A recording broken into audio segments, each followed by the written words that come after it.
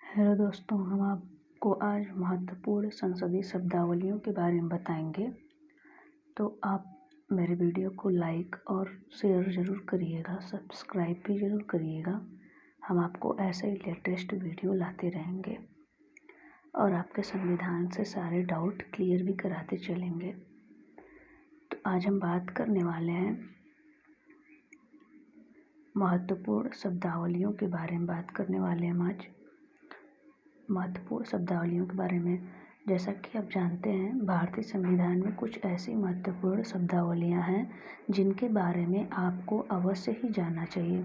आपने अक्सर सुना होगा शून्यकाल, अधिनियम, विधेयक, वैलेट आदि। इस टॉपिक पे हम उन्हीं शब्दावलियों को कवर करने वाले हैं। तो जैसे यहाँ पे देखा आपने अधिनियम के बारे में, तो संसद की दोनों सभाओं द्वारा पारित विधेयक जिसे राष्ट्रपति ने अपनी अनुमति दे दी हो उसे अधिनियम कहते हैं। जैसे कि संसद राष्ट्रपति और लोकसभा और राज्यसभा से मिलके बनता है। तो संसद के दोनों सभाओं मतलब राज्यसभा और लोकसभा द्वारा पारित विधेयक जिसे राष्ट्रपति अपनी अनुमति दे दी हो उसे हम अधिनियम कहते हैं। और दूसरा हम देखेंगे तदर्थ समिति क्या होती है।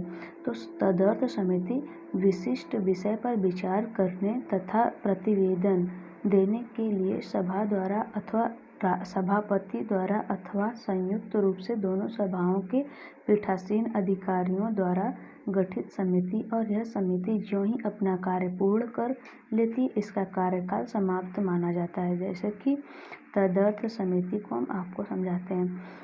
विशिष्ट विषय मतलब कोई एक विशिष्ट विषय हो जिस पर विचार करने तथा प्रतिवेदन देने के लिए सभा द्वारा अथवा सभापति जो स्पीकर होते हैं सभापति द्वारा अथवा संयुक्त रूप से दोनों सभाओं के पीठासीन अधिकारियों द्वारा गठित समिति, और यह समिति जो ही अपना कार्य पूर्ण कर लेती है इसका कार्यकाल समाप्त माना जाता है, उसे तदर्थ समिति कहा जाता है।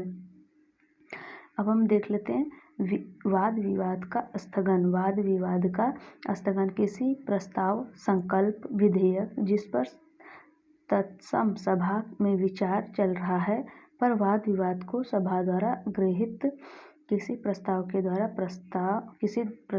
द्वारा प्रस्ताव में ही निर्दिष्ट किसी आगामी दिन के लिए अथवा अनियत दिन के लिए स्थगित करना। आप लोग एक बार इसे खुद से पढ़ेंगे तो आपको ज़्यादा समझ में आएगा, स्क्रीनशॉट भी ले सकते हैं आप।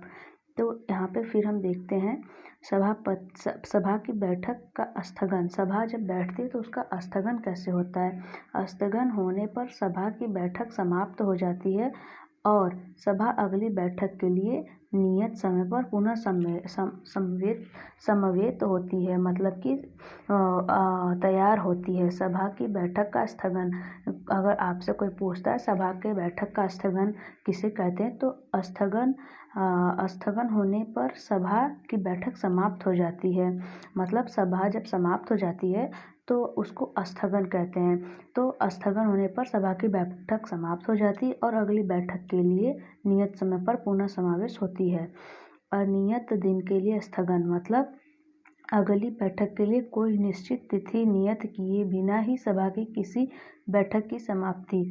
मतलब क्या यहाँ पे देखते हैं, अनियत दिन के लिए स्थगन, अगली सभा के लिए कोई निश्चित तिथि नियत किए बिना, मतलब कोई निश्चित तिथि नियत नहीं की गई है, सभा की किसी बैठक की समाप्ति, और सभा के किसी बैठक की समाप्ति हो जाती है, उसको कहते हैं अनियत दिन के लिए स्थगन। और आगे देखते हैं विनियोग विधेयक क्या होता है। विनियोग विधेयक अधिकतर पेपर में पूछे रहते हैं, एसएससी, रेलवे। विनियोग विधेयक क्या होता है, टिक लगाना होता है। तो यह किसी वित्तीय वर्ष अथवा उसके एक भाग की सेवाओं के लिए लोकसभा, अगर आप लोग चाहेंगे तो हम आपके लिए वन लाइनर क्वेश्चन भी लेके आएंगे। ऐसे ही आप लोगों का क्वेश्चन हम धीरे धीरे कंप्लीट कराते चलेंगे, एसएससी, रेलवे और टेट। तो इसको देखते हैं पहले। विनियोग विधेयक यह किसी वित्तीय वर्ष अथवा उसके एक भाग की सेवाओं के लिए लोकसभा द्वारा प्रदत्त धन और भारत के संचित निधि पर प्रभारित धन के भारत की संचित निधि से प्रत्याहरण अथवा विनियोग का उपबंध करने के लिए वार्षिक रूप से अथवा वर्ष में कई बार पारित किया जाने वाला धन विधेयक है। विनियोग विधेयक किसे कहते हैं, हम आपको एक शब्द में समझाएं तो यह किसी वित्तीय वर्ष अथवा उसके एक भाग की सेवाओं के लिए लोकसभा द्वारा प्रदत्त धन और भारत की संचित निधि पर प्रभारित धन के भारत की संचित निधि से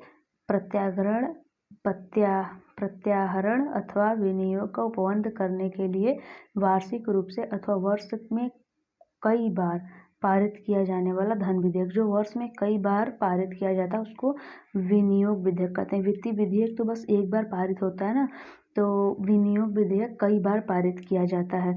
और वैलेट क्या होता है, वैलेट को हम देख लेते हैं।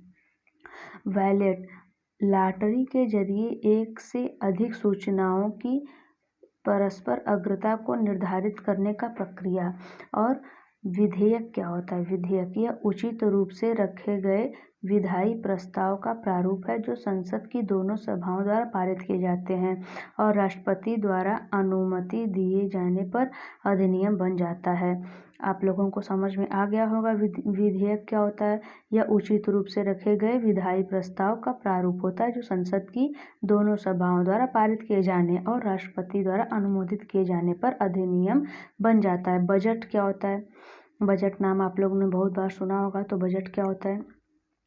बजट यह किसी वित्त वर्ष के लिए भारत की प्राकलित आय और व्यय का वार्षिक वित्तीय विश्लेषण होता है। राज्यसभा के सभा पटल पर बजट दो भागों में अर्थात रेल बजट और सामान्य बजट के रूप में रखा जाता है।